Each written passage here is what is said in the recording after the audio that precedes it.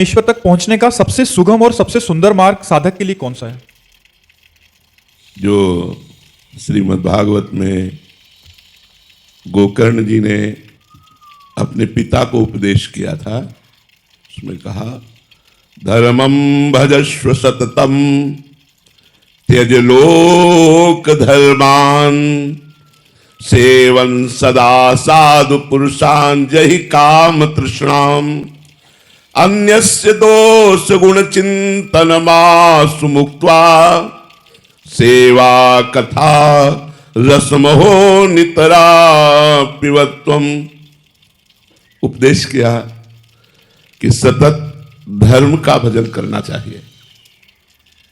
बोले किस धर्म का? बोले लोक धर्म का त्याग करके भागवत धर्म का। त्यज लोक धर्मान। लोक धर्मों की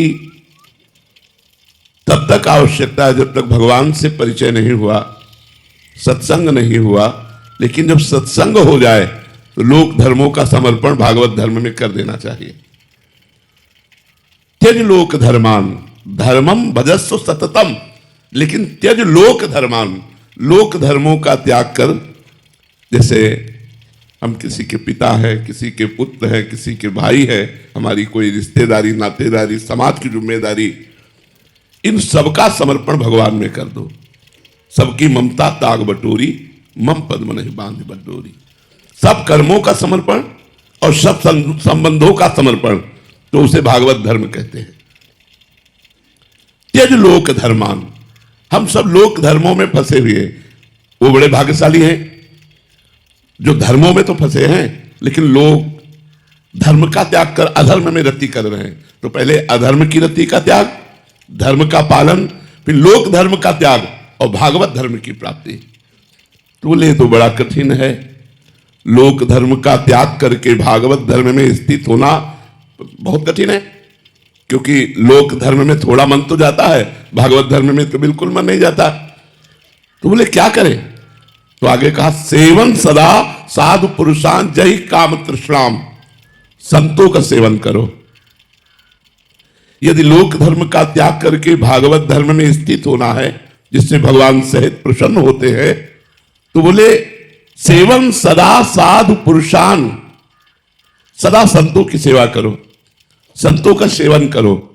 संतों का सेवा या सेवन का अर्थ है उनकी आज्ञा का पालन करना। वो जो उपदेश करते हैं वो अपने जीवन का उपदेश करते हैं। जो शास्त्रों में लिखा है उसका वो अनुभव करके उपदेश करते हैं।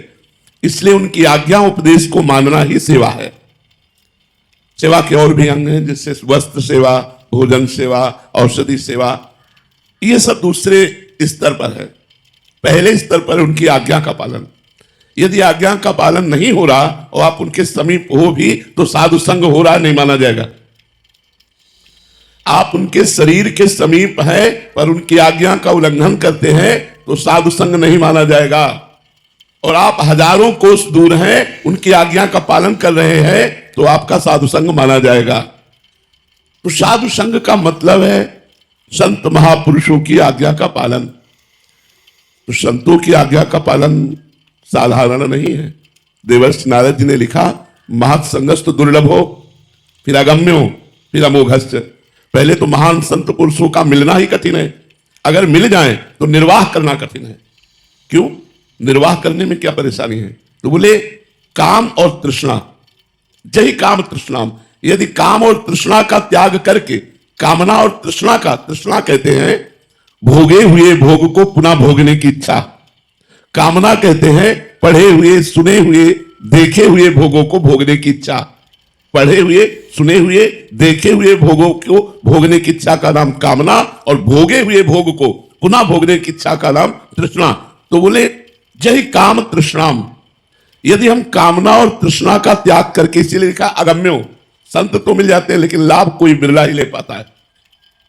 क्यों? क्योंकि वो अपनी कामना और भोग तृष्णा के कारण संत की आज्ञा का उल्लंघन कर देता है, उनके बताए हुए मार्ग को छोड़ देता है, तो पतित हो जाता है। अगर वो आज्ञा का पालन कर ले जाए तो बोले अमोघश्च, निश्चित भगवत प्राप्ति हो जाए। तो जय काम तृष्णाम, कामना तृष्णा का त्याग करे और परहेज रखे इस बात का, अन्यस्य दोष गुण चिंतन मास मुक्त्वा। ना किसी के हमें दोष देखने हैं और ना किसी के गुण, क्योंकि दोनों माया में है। तात सुनो माया गुण और दोष अनेक, गुण या उभय न देखी, देखी सो अविवेक। ये जो मायाकृत गुण दोष है ये दोनों नहीं देखना है, क्योंकि गुण देखने से हमें अभिमान की पुष्टता होगी, दोष देखने से निंदा करने की बात आएगी। तो हमें न गुण देखना है न दोष, सब में भगवान को देखना है।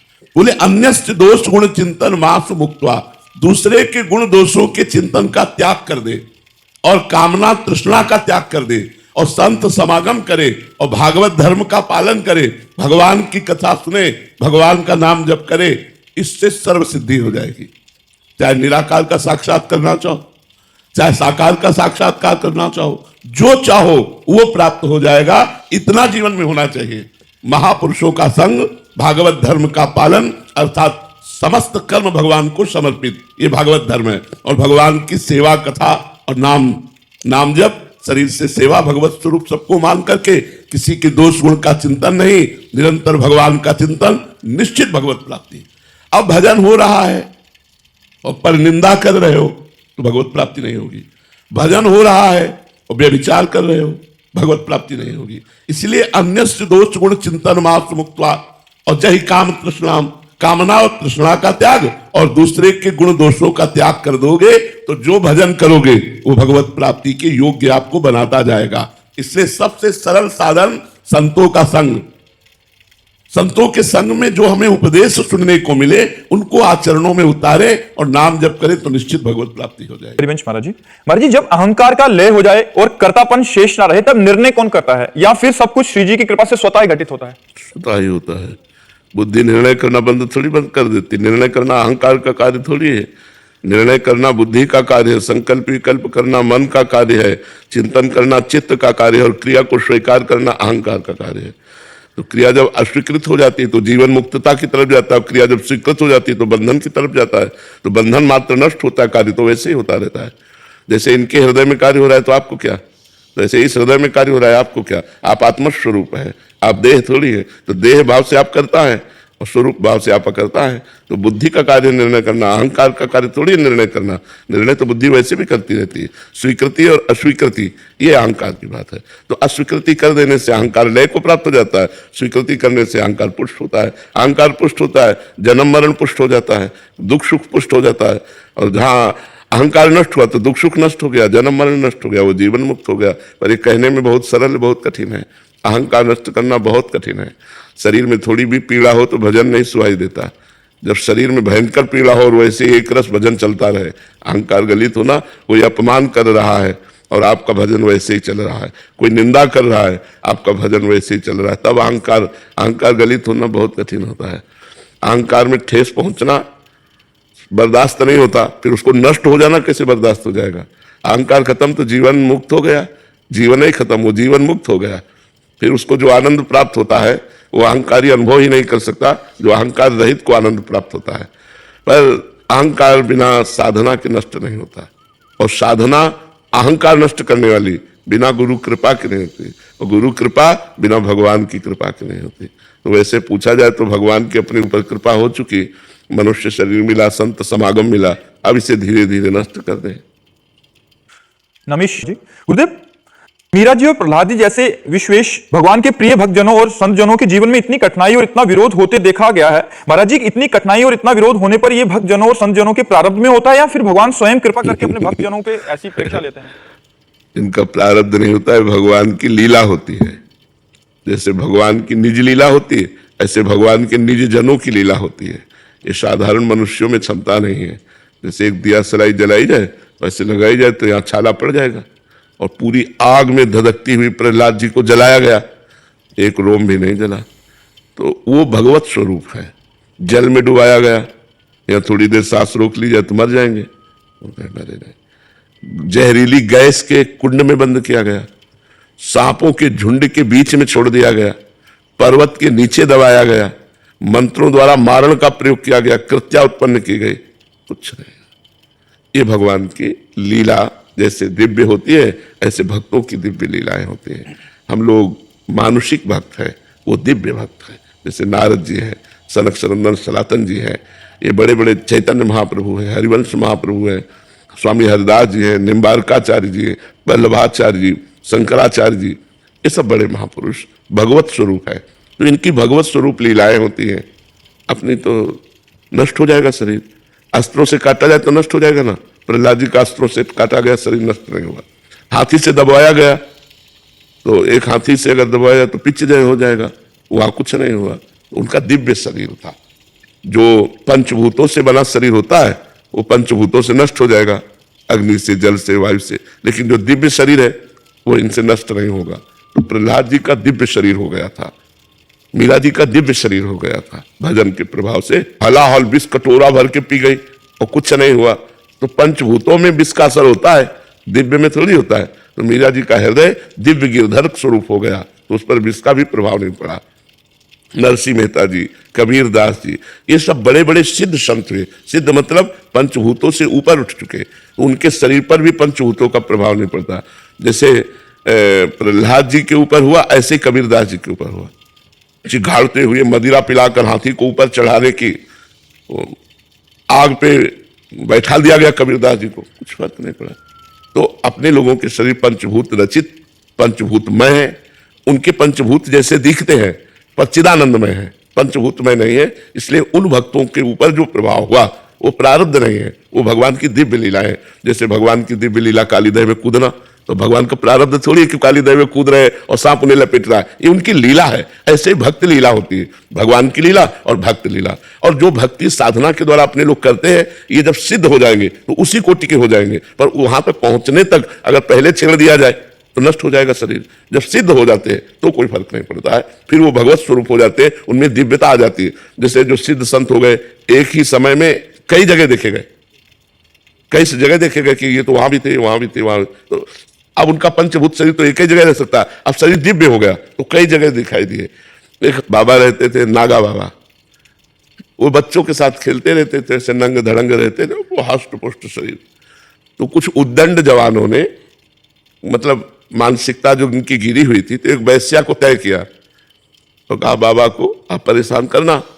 तो बच्चों के साथ खेलते हुए बाबा को कमरे में ले गए, बच्चों को निकाल दिया और वैश्या को बंद कर दिया। थोड़ी देर में वैश्या की चीखने की आवाज आने लगी, तो दरवाजा खोला गया तो देखा गया पीली वाली ततैया ना सैकड़ों वैश्या के ऊपर चपके बाबा आई नहीं हुआ। बाबा गांव के किनारे बच्चों के साथ खेल रहे हैं, तो वो दिव्य हो गया ना शरीर। पंचभूत शरीर तो नहीं क्रॉस कर सकता दीवार को, लेकिन दिव्य शरीर क्रॉस करके दीवार से वो बाहर हो गए। और वहां उनकी लीला, वैश्या को सोचना चाहिए था कि हमको तय किया जा रहा है एक संत को गिराने के लिए, तो उसको दंड मिला। सैकड़ों ततैया पीली वाली जो बड़ी होती है वो सब चिपके वो चीख रही थी। वो तो जो भजन करते हैं, भजन करते करते उनका शरीर दिव्य हो जाता है। फिर उनके साथ जो भगवान लीला करते हैं वो ये दिखाने के लिए कि मेरे भक्त में इतनी क्षमता, इतनी सामर्थ्य होती है। वो प्रारब्ध नहीं होता, ऐसा प्रारब्ध नहीं होता। महाराज जी, कोई ऐसी प्रक्रिया भी है जिससे आपका सारा कष्ट इधर ट्रांसफर हो जाए, आप स्वस्थ हो? ऐसी कोई प्रक्रिया नहीं। हाँ नहीं, निज को न काहू के सुख दुख कर दाता, निज कृत कर्म भोग सुन भ्राता। इस शरीर का निज कर्म है, इसलिए निज शरीर को ही भोगना पड़ेगा। आप लोग सुखी रहे, आनंदित रहे, हम सुखी है, ये बाहरी कष्ट से कोई फर्क नहीं पड़ता। अब जिनके भक्त आग में जलाए गए कोई कष्ट नहीं हुआ, है तो उन्हीं के भक्त। हाँ उस कोटि के नहीं है, पर है तो उन्हीं के भक्त, तो उन्हीं का प्रभाव है कि शरीर में कष्ट ये सब है, पर उसका प्रभाव नहीं। मन आनंदित है, मन प्रसन्न है। आप लोग सुखी रहिए और खूब भजन कीजिए। देवोलीना जी, हम तो हमारे मन को, भूत को, वर्तमान को और भविष्य सब कुछ जानते हैं, फिर भक्ति की परीक्षा भगवान क्यों लेते हैं? इसका कोई आध्यात्मिक भाव है? हाँ, परीक्षा का तात्पर्य होता है परिपक्व करना। परीक्षा का तात्पर्य परिपक्व करना होता है। जैसे आप 4 क्लास में पढ़ रहे हैं, तो मास्टर ने तो आपको पढ़ाया ही है, पर आपका बौद्धिक स्तर और प्रवीण हो।